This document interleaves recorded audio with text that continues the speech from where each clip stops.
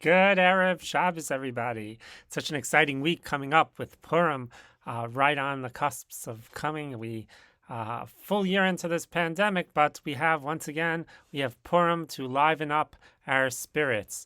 Um, there's a very important article written by Rabbi Lichtenstein, in which he asks the question, why is it called Megillas Esther? Could be anything. Could be Megillas Purim. Why Megillas Esther?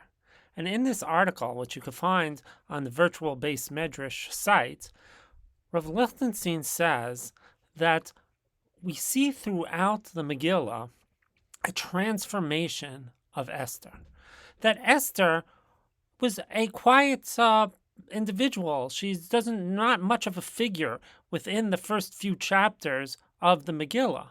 However, what happens is, when Mordechai presents to her the fact that she has to step forward to save the Jewish people, she's reluctant to do that. How can I, as an individual, help? I'm nobody. There's so many millions of excuses why it's impossible for me to do anything to help the Jewish people.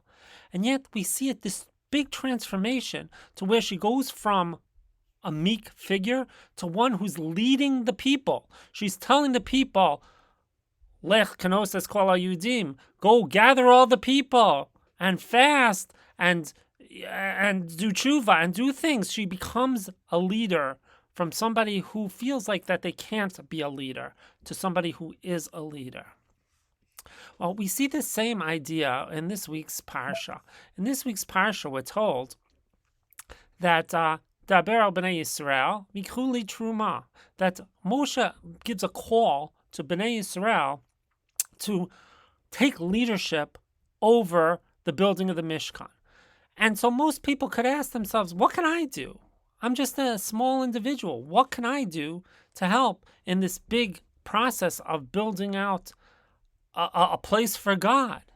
So Moshe says, you could have a part. You could have a great part. You could have a part by giving.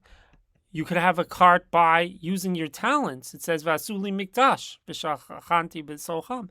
I'll make the mikdash. So collect money, do things, whatever you can do, you should do to be able to make it great. And that's especially during this time of Purim, during this year. What could we do? Well, everybody has an excuse. It's the pandemic. I can't get out of the house. I can't do things.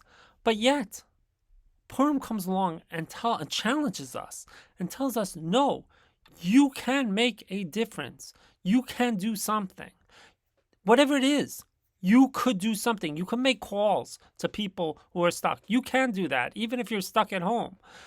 You can look for areas of need where you could support that areas of need, whether it's tzedakah, whether it's cooking for somebody.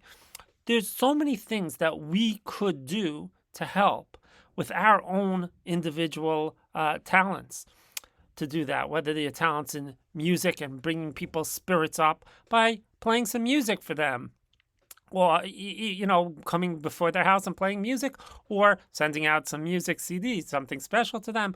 Art, you could use your art skills, whatever your particular skill is, to use that to help make somebody's life better. That's the leadership. That's the leadership that the Megillah and Esther taught us.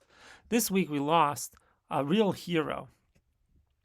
His name was Ed Rosenblum, and he's the father of Stu Rosenblum, a member of Congregation Or Torah. And he was a true leader. He looked for areas where he could make a difference. And he wasn't somebody who came with a great promise. No, he came from the Holocaust. He made his way here. He made himself into success in his business and in his life. And he's the one who went out and influenced others just by being nice to people, just by speaking to people, reaching out to them, caring about them.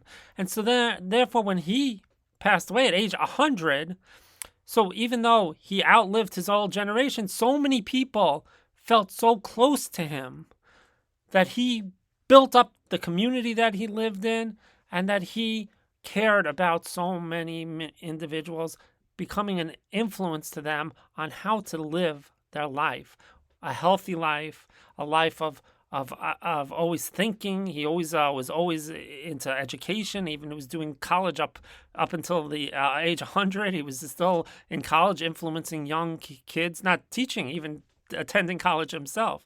He was a real inspiration, and it just shows that everybody could be that inspiration. Everybody could be that Esther. Yes, you may not be in power where you have that, but you could have power over the people around you and over your surroundings. And that's such an important message that Purim has for us.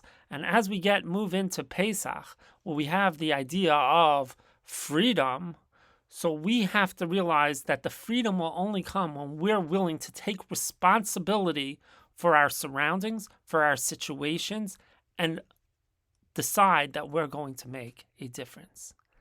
Have a great Shabbos.